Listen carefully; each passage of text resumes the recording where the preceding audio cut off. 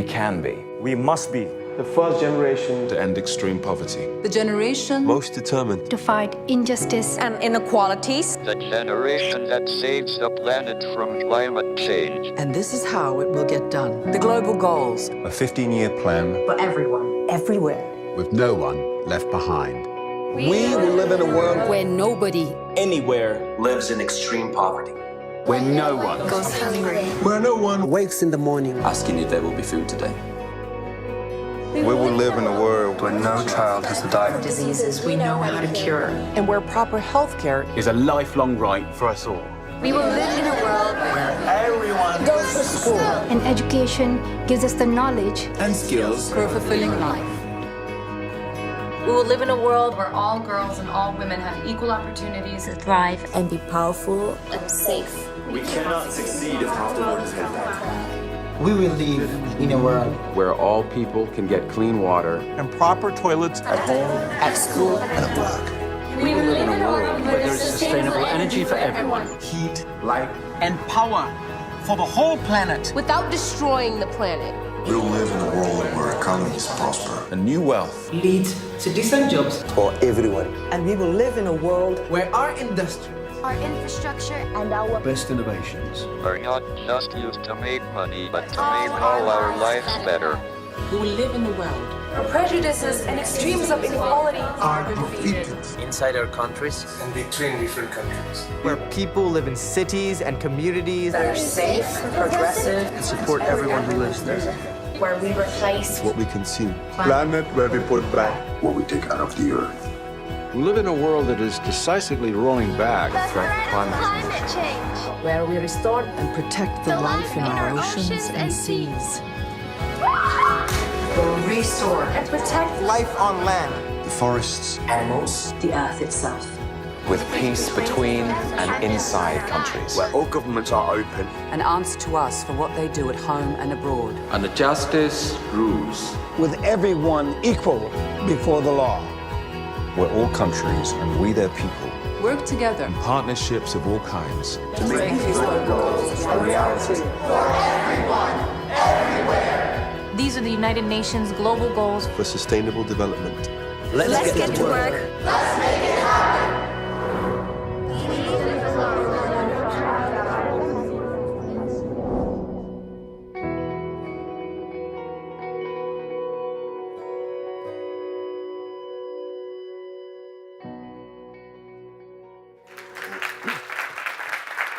Who had seen that video before? A few of us, right? It was launched 2 weeks ago in New York. It was global coverage across the world. The best example is on the homepage of Google, was one line about following and supporting the UN Sustainable Development Goals. This is the reality of the world that we live in. And so what I want to do as we look at Module 1 is talk about social business in a larger cultural context. Most of us are living and breathing and working in the wrong world. You are behaving and acting as if we're in one reality when the world we're living in is, in fact, very, very different. And I want to tease out this world for you. I want to start with global crises because two things have happened. In a marketing sense, you know, who here has either works with an advertising agency or works in a branding, capacity, advertising otherwise, right? You all know what it's like, okay? For years, we've had a blank slate where customer engagement was a blank canvas. How creative, how entertaining could we be? We're going to capture your attention. And that was premised on the fact that arguably we live in a world of infinite resources that can sustain a countless number of people, right? We could just keep going on forever. Something has changed. And it changed in the last 2 or 3 years. Awareness has grown that we now live on a finite planet of diminishing resources, which is increasingly compromising our experience of life. And it's important for two reasons. One, because as business, as opposed to government and philanthropy, we are better equipped than anyone to make a difference out in the world because often non-profits are challenged by a lack of resources. But now they can partner with for-profit companies and make a difference. And then secondly, and this is probably the most important thing in terms of your marketing and branding and allowing your companies to grow so you can scale your impact.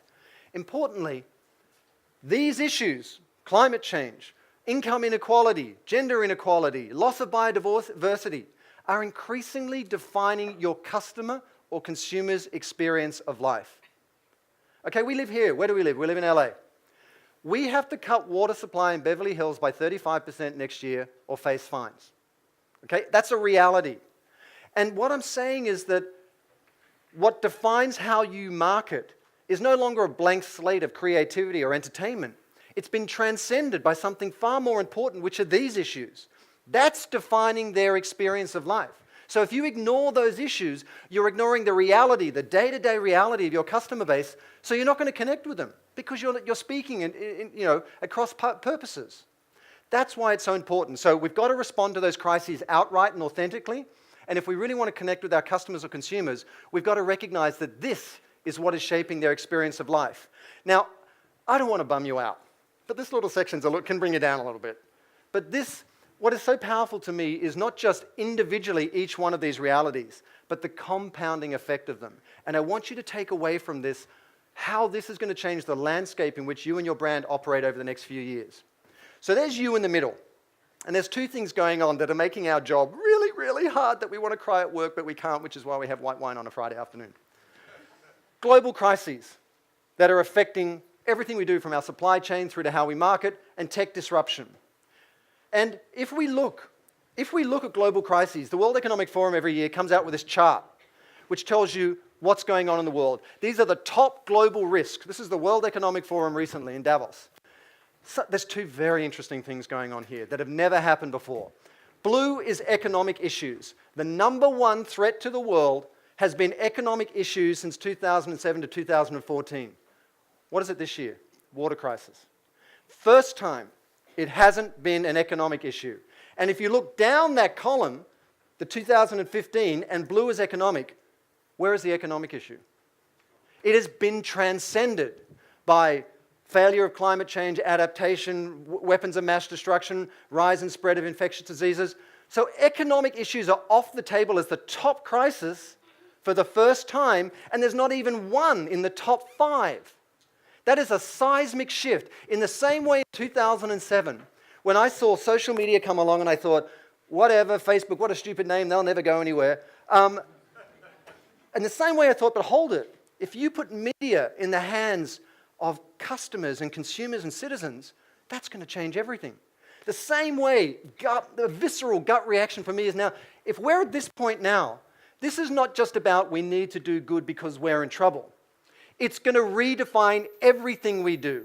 And if we don't respond in terms of that landscape, it's going to be like saying to somebody, if you meet somebody now, a marketer, and they say, yeah, I'm not on Facebook. You kind of go, okay, good luck with that. Or you're not on Twitter, or you've never heard of Snapchat. You're like, whoa, wow, how long till you're out of business, right? I, in my bones, believe if you are not framing your brand and its position in terms of that landscape, in a few years' time, people will be like, oh, really? You haven't positioned yourselves around a core issue and have a strategic point of view on that? They'll be like, well, good luck with that. You're talking about yourself and your product? Yeah, that's not going to work. I put my hand on my heart when I say that to you.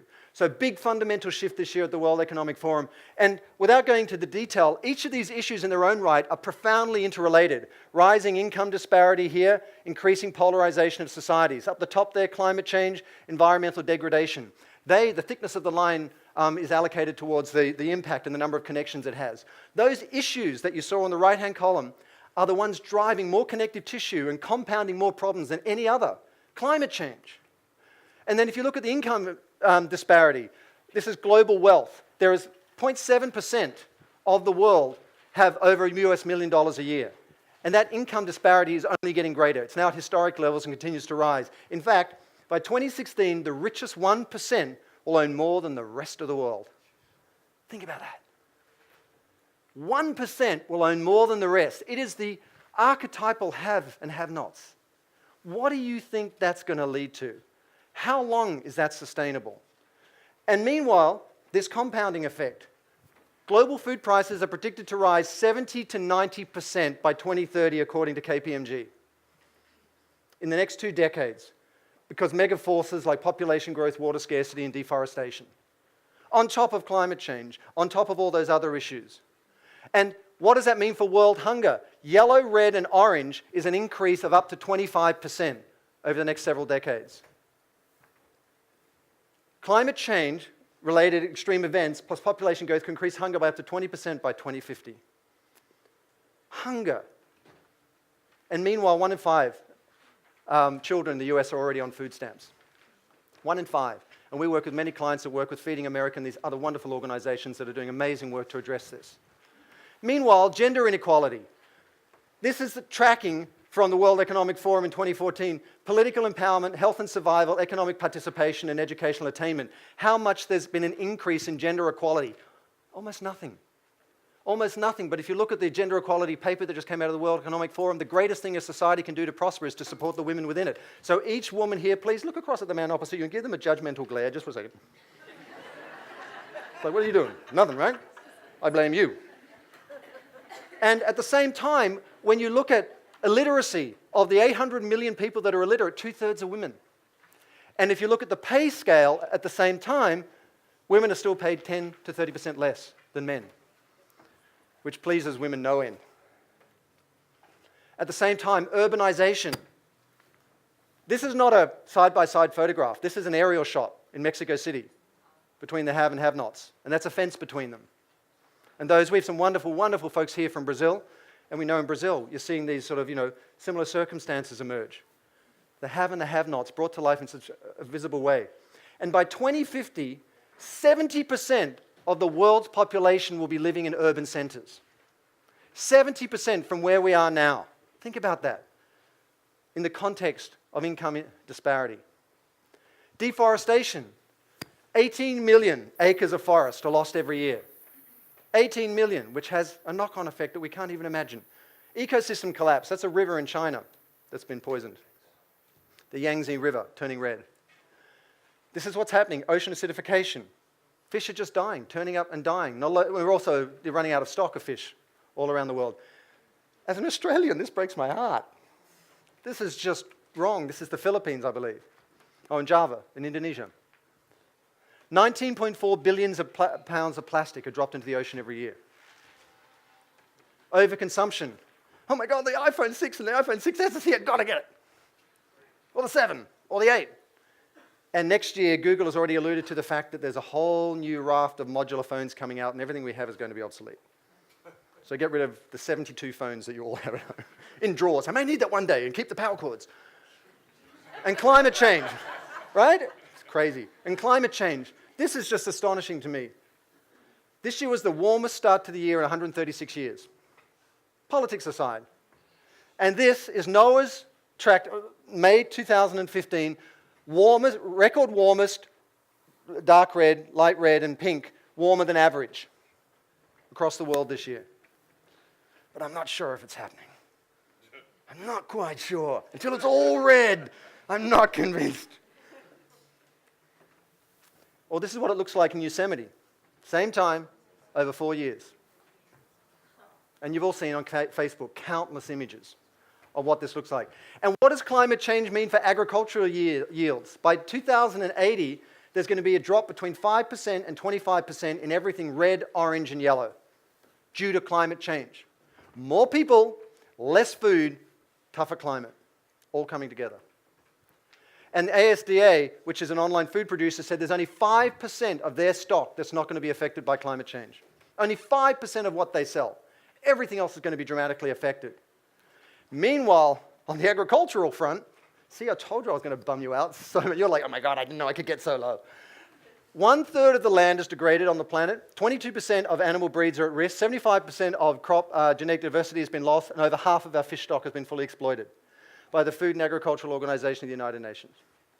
Right now. And water scarcity. By 2030, global demand for fresh water will exceed supply by 40%. 40%. That's almost half the people in the world will not have enough fresh water to drink. Meanwhile, in our infinite wisdom as the higher-end species of the food chain, we have been causing species to go extinct at a faster rate, 100 times higher than any other century before us.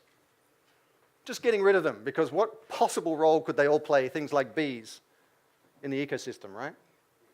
They're talking about bees becoming an endangered species now, which is just mind-boggling. And here's the net of all of this. Do you see how this is going to reframe everything?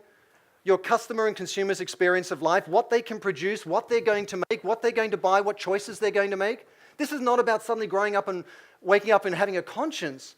This is, what is creating the experience of life for your customers out there is going to be informed not by any one of those things, all of those things compounded. The same way that the web and social media and smartphones transform the way that we relate to each other. It's another seismic shift. And a very simple way to explain it is if you look at this is Overshoot Day. Do you know what Overshoot Day is? We look at the natural capital of the Earth, and each year they plot what date do we actually exceed how much the Earth can provide through its natural resources. And each year it creeps back. Does anyone know what year this year was Overshoot Day, the day that we actually overshot what the Earth can supply? August 13th. So August 13th this year, we'd used up everything the Earth could give us this year. Does anyone know how many days it goes back each year? It's 3 days every year. So last year was 16th of August, then the 19th of August. So every year we're going backwards 3 days. So basically, if you look at that, what they're saying is, if we continue business as usual, by 2015 we need almost 3 Earths. Awesome, we're going to get right on that. 3D printers, we can make the whole damn thing. Or if we change our behavior by 2050, we can actually get back to 1 Earth. And here's the reality. Ray Kurzweil, the director of engineering at Google, said it well. He said, the world isn't getting worse. Our awareness is just getting better. This has been going on for years, but thanks to the web and smartphones and social media and an imposed transparency by us, we're now aware of what's going on. Oh my God, some good news. We don't have to slash our wrists or drink ourselves to death tonight. Extreme poverty has fallen. The global average is there in the blue. More people are going to school longer. Child labor is in decline. Hazardous work and child labor is in decline in terms of millions. Photovoltaic cells, the cost of them and the number of installations has increased. Over 80% of US CEOs recently declared that climate change is one of their #1 priorities and they want to reduce their carbon footprint. Astonishing. Unheard of 5 years ago. Think back before the global economic meltdown and how hard the auto industry fought against doing anything in the area of alternative energy. So 81% of the world's 500 largest companies have set targets to reduce their carbon footprint. The world is waking up. This is good news. Women and girls are living longer and they're healthier. But here's the reality. These social issues, these crises are now a threat to your business. Resource scarcity. What are you doing to make sure that palm oil is harvested responsibly? Environmental damage, rapid urbanization, transparency. Are you telling us what's really going on? Accountability. This is a list of the new threats to your business in the context of your consumer's experience of life, based on their consumer activism and media activism. Negative social impact outright. And so their mindset has shifted. Your audience has shifted. They've woken up. Damn you, internet! From infinite resources to a finite planet. From constant expansion to responsible consumption. From linear growth to sustainable growth. Shareholder value to shared values. And profit to purpose and values. Every one of the brands that are already responding to this are responding to this data. They're responding to the reality of it. The second thing we're talking about that's going to really, really shape your marketing moving forward is tech disruption. I want to share something with you. Think about this. Alibaba, the largest store in the world, has no inventory. Okay? Uber, the largest taxi service in the world, doesn't own a taxi. Facebook, the largest content and media provider, doesn't make any content. Your industry is going to be so chronically disrupted in the next few years. Unless you have a reputation, unless you have a role to play, unless it's meaningful in some way, why should you survive? Because your consumers, your customers are only going to get more connected and more aware of what your impact's going to be. From drones to smart homes to wearables to the Internet of Things or the Internet of Everything. They're going to get more and more connected at the same time that these crises are compounding. And they're going to sit there and go, wait a second, I know more than ever about what's going wrong. What are you doing? So it's not a nice to do anymore. It's a must do. So if you look at the Internet of Things, do we think there's a lot of smartphones out there in the world? Each one of you have 422 on average, I would imagine. Look at the number of devices in the Internet of Everything from 2015 onwards. And smartphones are the dark blue. Your fridge is going to be talking to your microwave, which is going to be talking to your car, which is going to be telling you what to do. I'm sorry, yes, I'll do it right now. I'll order a carton of milk. It's crazy. That's the number of connected devices that will be informing your audience. At the same time, Your car is no longer going to be a thing that takes you from A to B. It's going to be selling you stuff and you're going to be surfing the net. There'll be no drivers anymore. There'll be no drivers anymore. What is that going to do to the marketplace? Long-distance truck hauling, driverless operators. They're going to be driving on their own. You see it already. You see Uber talking to Tesla about 20,000 vehicle order, 200,000 vehicle order. It's coming. It's already here. If you look at wearable devices, increasing over up to 2019, that's where we are right there in the middle. You're at 2015, the number of wearable devices that will be tracking and telling you what to do and connecting you to each other. Meanwhile, augmented reality will be supplementing everything that you're doing so you can get data in and around what you're looking at in terms of the shopping experience, positive and negative. Oh, here's what we're doing to help the environment. And meanwhile, virtual reality. We have some fantastic folks here from Jaunt TV with virtual reality goggles. If you go out there, you can try them. We recently did some work with Tom's creating a virtual reality film. It's amazing, these immersive experiences for brands. So your audience is going to be more connected than ever at a time when these crises are compounding. And as for mobile penetration, I love this. Almost every country in the world now has over 100% mobile penetration, which means they're packing multiple phones, or in their closet, they've got like 6 or 7 of them. Everywhere in the world is connected now. Meanwhile, Google and Facebook, Facebook's launching those gliders to get the internet everywhere it's not. In fact, mobile users have just overtaken desktop users. So try and kind of rationalize these shifts. A world in chronic trouble that is infinitely connected, that is living through the mobile lens. That's what's going on. And this is my daughter and her friends, not really, but this is what it's like. I have forgotten the color of my daughter's eyes because I haven't seen them in so long. It's like, hi, Daddy, I love you. How's school? It's fine. Walk out of the room. I say that with love. No, but this is the who here recognizes, who's a parent? For the love of God, what does it take to, their necks, I don't know what their muscles are going to be like. They're like, oh my God, oh, this is incredible. And you've got this generation there at Disneyland, they're coming through with their wearable and just checking in, and then they're tracking you, and they know where you are and what you bought. This is the reality that we're already living in. Meanwhile, we don't realize it here in the US, but in Japan and South Korea, mobile is already a greater share, or over 50% share of e-commerce transactions. The majority of what people are buying is through their hands. And the US is not far behind, it's about 30%. That's what's coming, living through the mobile lens. This is Starbucks, quarter by quarter mobile sales. Starbucks here in the US, one of the leaders again. And these guys all want to give you whatever you want, whenever you need it the same day, right? Instacart and everything else that's going on right now. Who's tried Blue Apron and it did work or didn't work? And who's tried Instacart? We're doing it all the time at the office. Every week it's like, ooh, which works? All of these companies are duking it out to bring the world to you almost as instantaneously as you want it, or based on predictive analytics before you even want it, because based on the return policies, they're still ahead. That's the world we're living in. So that's your future, social commerce. If you cannot live and die and survive through that 3 by 5 inch lens, your business will not be one of the leaders of the future, because that's where the eyeballs are. Absolutely. Social media users around the world, it's only increasing. There's a lot of private networks springing up now, above and beyond Facebook and Twitter and everything else. And total ad spend is increasing. This connectivity is only going to compete. And if you want to look at the might of social media, this is the Guardian's comparison in terms of the value of different news providers. News Corp, New York Times, BuzzFeed, and that company that's never going to go anywhere, Facebook.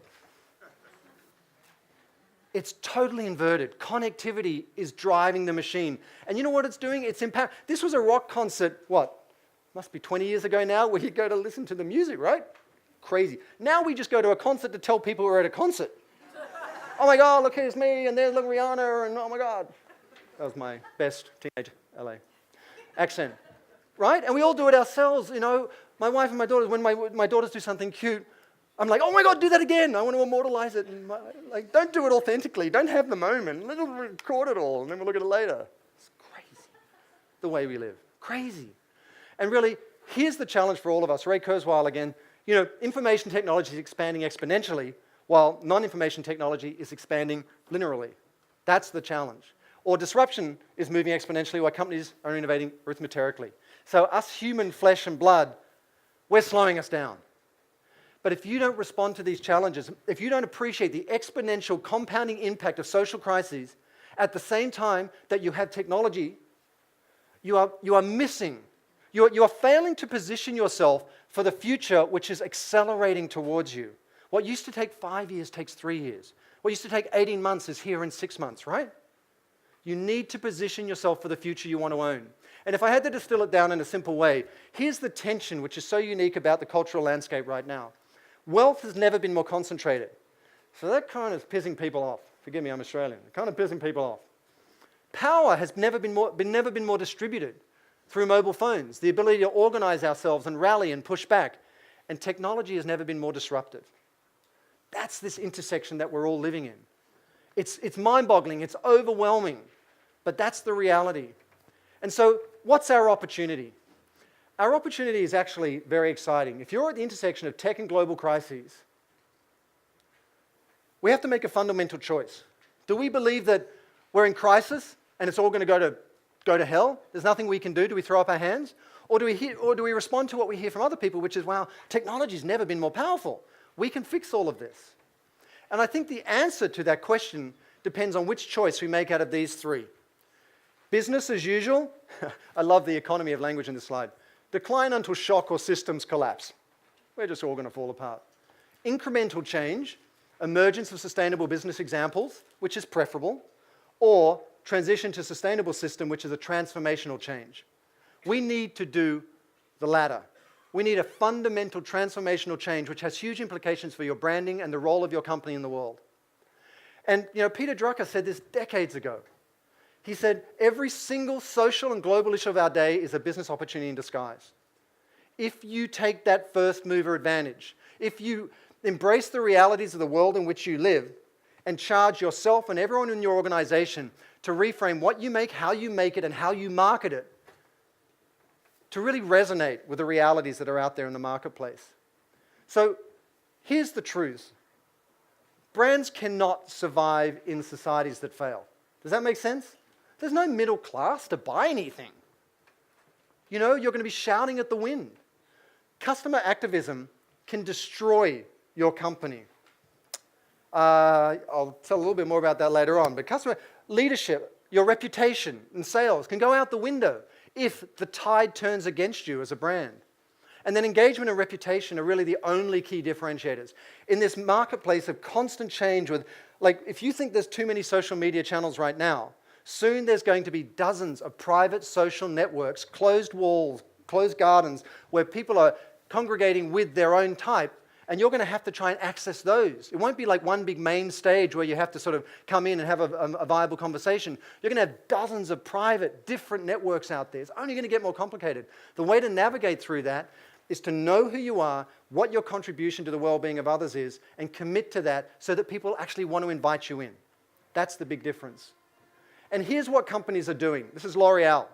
They are mapping the biggest issues of concern to their business against the biggest issues of concern for their stakeholders. This is literally L'Oreal's map, from aging society and product innovation down to trace heavy metals.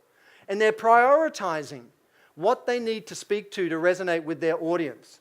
Or if we look at Vodafone, here's their equivalent. Network deployment, mobile mass, tax and contribution, responsible supply chain, ethics. Where does it fall in terms of what resonates with your audience? And this is being driven by so many thought leaders out there, from books like Upcycle to Ariana's book, which is all about the third metric of well-being and happiness as a measurement of success. Starbucks' book about For Love of Country. Naomi Klein about climate change, a whole new different way of managing people with holonomics, and Kind Bar's book, all about how to live in a kind way, both as a company and as a consumer. This is all being propelled at an accelerated pace. And that's why you see brands like Patagonia leading a conversation about responsible consumption with Stories We Wear, Don't Buy This Jacket. Unilever with sustainability. Ben & Jerry's around climate change. Whole Foods around values matter. Levi's around water. Pampers, a product brand, maternal health.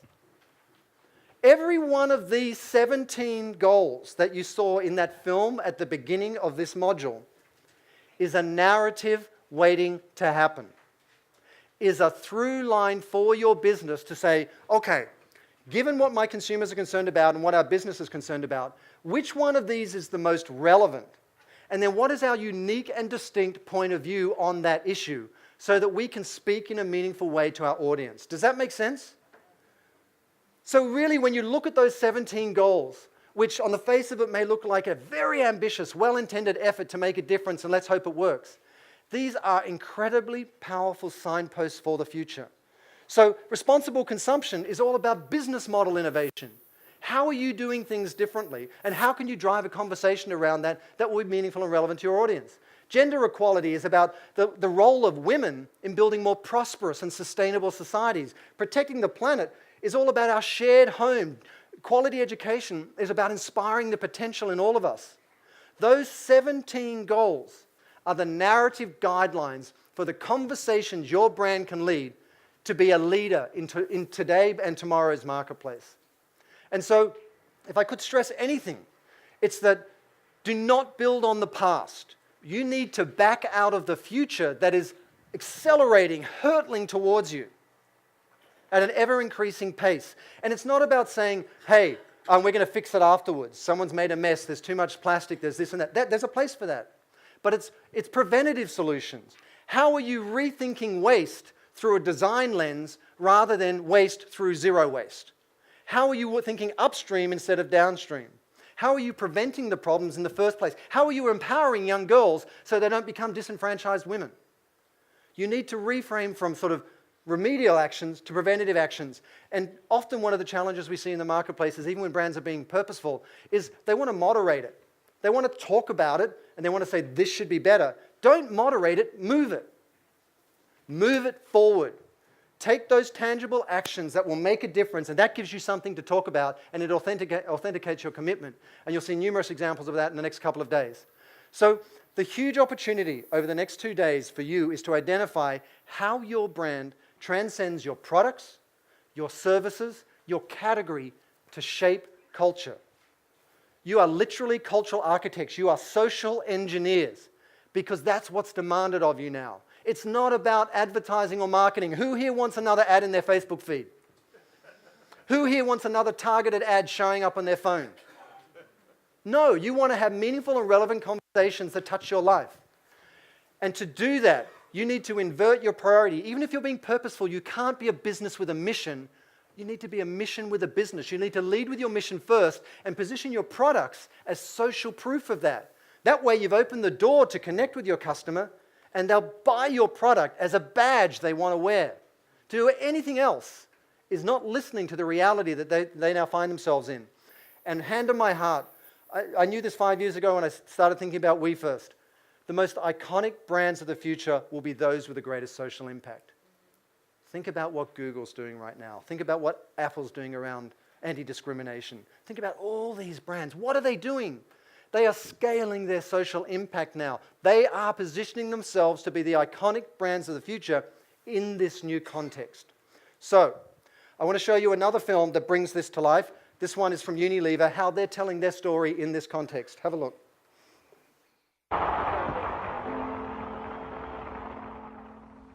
I have a dream. I regard myself as a soldier of peace.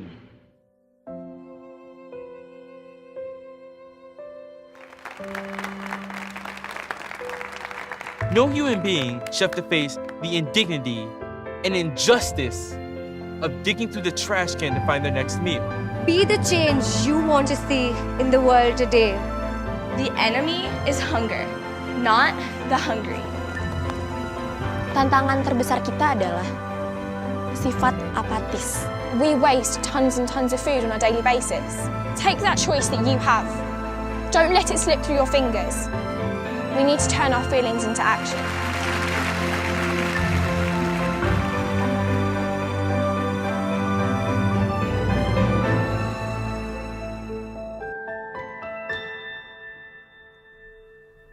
Do you see the role they're playing? 4 or 5 years ago, you didn't even know what Unilever stood for, right? It was a house of brands. You knew about the individual brands. But now, among the top most respected companies in the world, there's one CPG company, Unilever, which is respected as a sustainability leader. And they've done that for over 4 or 5 years, thanks to the leadership of Paul Polman. So let's talk about this for a second. Firstly, did I totally bum you out? Are you like, oh my God? You go home to your kids and go, I'm so sorry for having you. It's like, I really should never have done that. It was a night of passion. I'm sorry. Let's talk about your brands for a second, because we're going to take a few minutes at the end of each module just to ask me, like if you say, you can say, okay, our brand plays in this area, but how would we phrase that, or how would we frame that in this larger context? Anyone brave enough to kind of raise their hand and have a question? Because does this make sense? Who calls BS on this? Who says, you know what, this is overstating the fact, it's too much, it's going to be business as usual as soon as things right themselves? Does anyone genuinely believe that? Yeah, question.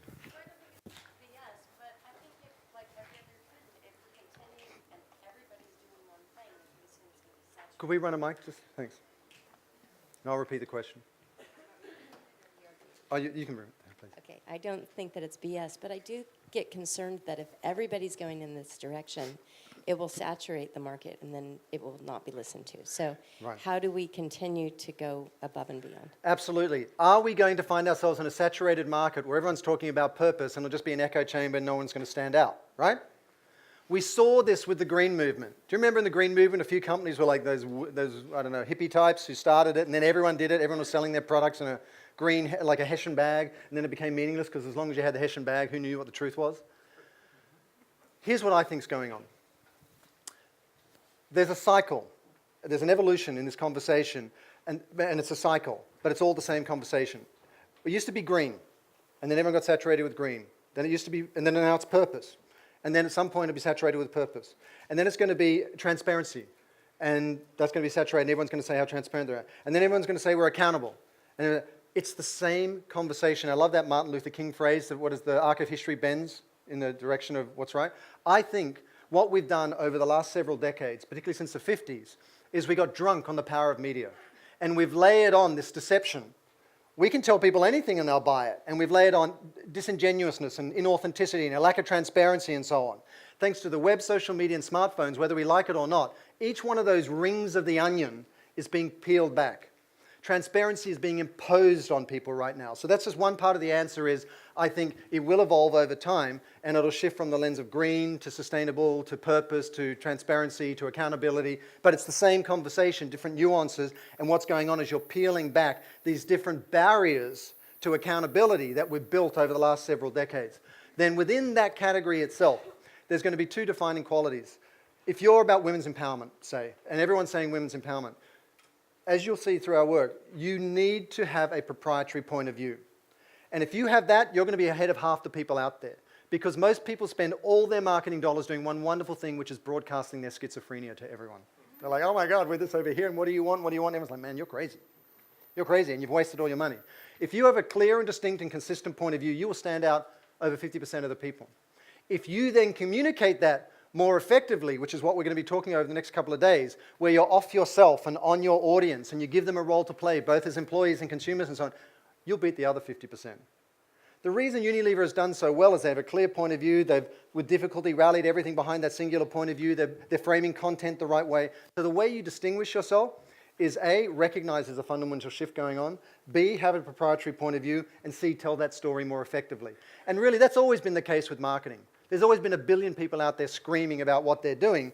He who tells the story best is going to win. Not just because it's a better story, but because you're empowering people to tell that story to others. Because we now live in a world of connective tissue, right? Through social media.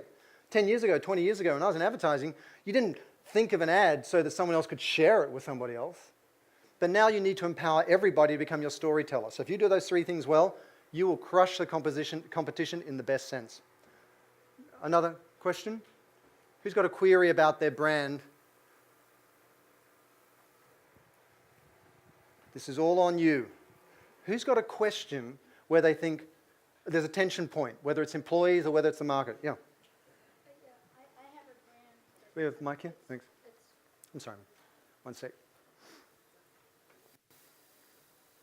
Yeah, I have a brand that's for profit, so it puts me kind of, I have a brand that's for profit, Right. so it puts me in a different light. Right.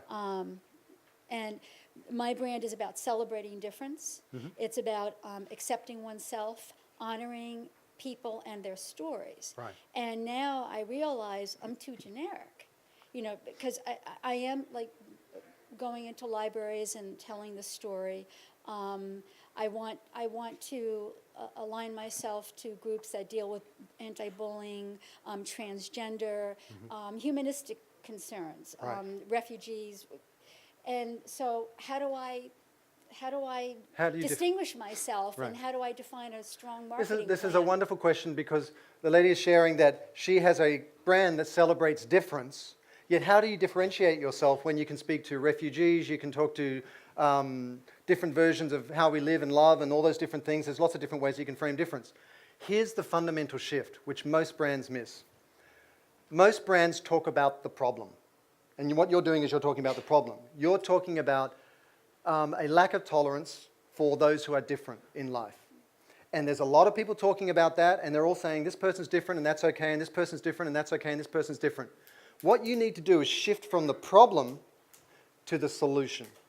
You need to focus on the end state, that positive end future state that you want to create. For example, I'm not saying this is right, but for example, diversity or difference drives innovation.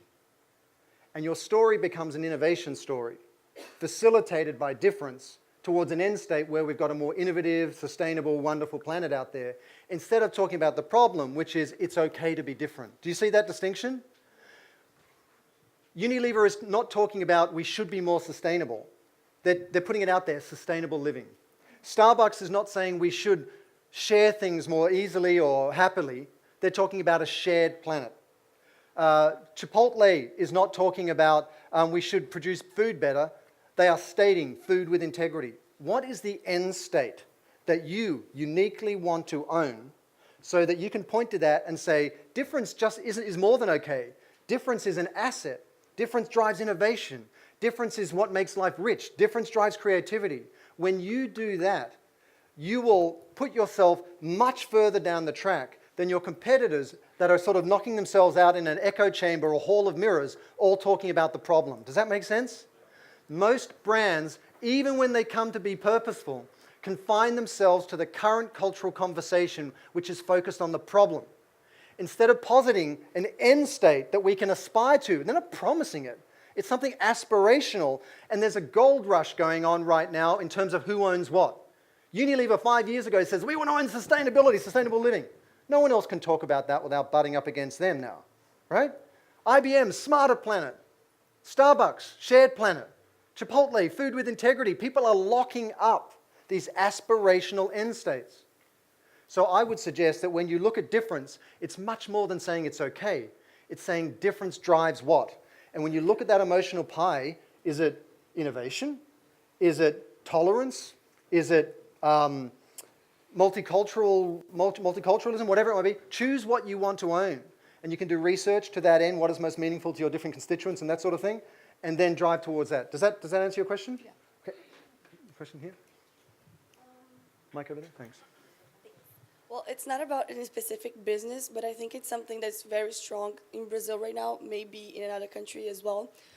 You talked about shifting from business as usual. Right. But what if the biggest and most powerful and influential companies in your country are business as usual? Right. And they have a huge influence on government and on politicians, and they do everything they can to stop certain innovations and certain types of business that can move the country forward, you know? Right. I think something that illustrates that very well is the Uber situation. Uber is trying to penetrate Brazilian market, Yeah. but the taxi drivers, along with the government, are doing everything they possibly can to stop it. So how does a country move forward like that, and how do you as a company think, okay, I'm going to do something that's not business as usual, but look at the amount of challenges that I'm going to be facing? It's a wonderful question, and the question is, when you've got the whole country against you, corporations, basically working in partnership with government to frustrate change, what do you do? Uber is a great example. I mean, what have they done? They have just beat their head against the wall all the way through and kept going and kept going. The same with Airbnb and all these other disruptive sort of shared economy companies. But there's two choices typically what you have. You either have a visionary leader that facilitates that change and everyone says, oh yeah, we agree now because he said so. We've never had that experience inside an office, have we? Or there's a crisis. So look at the auto industry with the global economic meltdown here in the US, from all the resistance and dependence on fossil fuels through to this alternative energy race. Look at what's happening with VW. And last year, there was a private closed-door event for the 600 global marketing leads at the VW Group, which included Lamborghini, Bentley, Audi, Porsche, Skoda, all their brands, 12 different car marks. And there's 3 keynotes, and I was one of them in Dusseldorf. They didn't listen to a word I said. Or they did, but they're like, hey, there's a faster way to do it. But that's a crisis. You know, Chancellor Merkel is now saying, my gosh, this has really compromised whether people want to do business in Germany. And it was driven by a failure in terms of their diesel engine engineers to actually provide the engineering solution they needed, so they cheated to get there. And, you know, so there's going to be a seismic shift in Germany to shore that up. I think, look at Apple right now. You know, Steve Jobs wasn't huge on the philanthropic front, and now Tim Cook is very strident in his leadership around anti-discrimination, and also Steve Jobs' wife has just made this huge donation towards education. So unless you have a visionary leader like a Paul Polman who comes in, or for example at a country level, was it Norway that just declared they're going to be the first alternative energy, 100% alternative energy country in the world? Was it Norway? This week, last week? Denmark. They said they're going to be the first country that only uses renewable energy, the first of how many to come? So that's how it changes. It either changes through a visionary or it changes through a crisis. And I think all you can do at your level is to be an undeniable success. And you have to work harder. You have to be more resilient. You have to align yourself with like-minded and passionate people. But the tide is in your favor. The tide is in your favor. There is so much exposure of leaders at the corporate level and the political level now for disingenuousness or outright corruption. It's only going to continue. Why? Because the issues that are compromising people's experience of life are only going to get more acute. And there's going to be more scrutiny on what they're doing and more transparency through the web, and there's going to be fewer places to hide. And I don't want to sound Pollyanna about it, but I don't know, when I see all the things, how they dig up things on the web now and expose what's really going on, I'm incredibly heartened. I go, wow, this is amazing. So I think the time for Brazil and other countries will come, particularly as momentum builds around the world as well. When you see countries like Denmark, when you see leaders like Paul Polman and others. So I think being at the front line is never easy, but it's fun. Keeps you awake because you have to duck a lot. Question, yeah. Oh, behind, sorry, the lady behind, blue.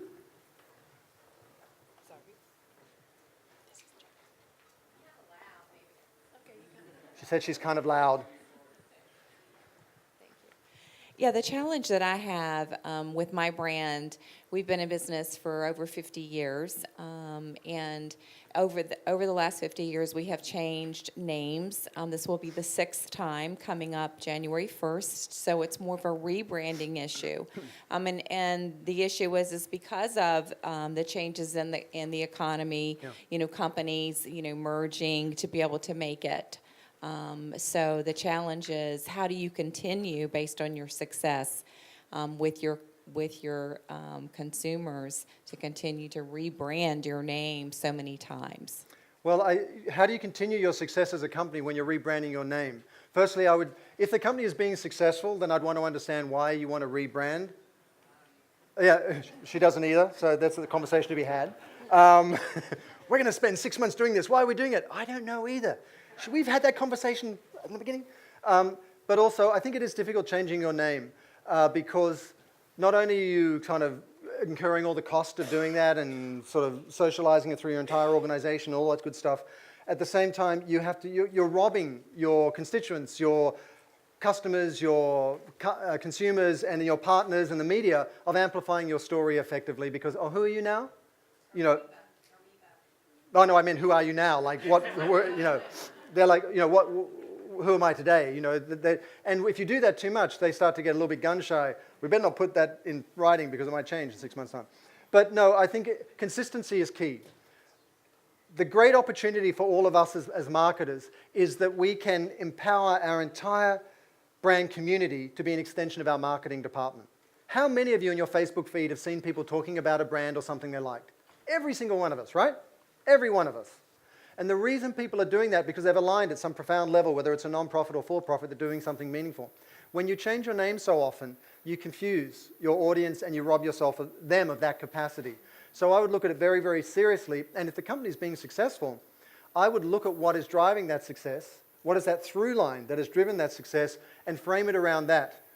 And back out of that into what the company name should be and then stick to it. And then the last comment on the naming issue, if you can build the values into the name, I think that's even more powerful. For example, when Google bought that thing that goes in the top of your roof in your house that's going to collect all the data on everything you do, they didn't call it a fire extinguisher or a smoke alarm. They called it Nest.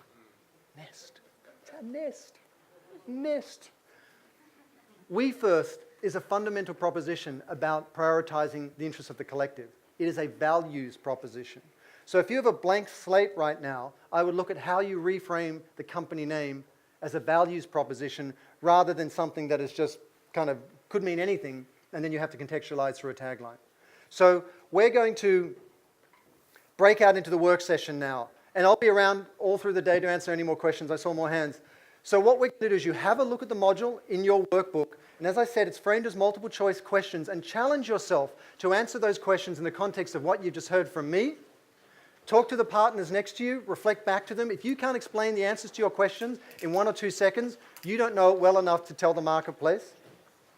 And I'll be around to answer any questions. So please just raise your hand on the way through and I'll come over to you.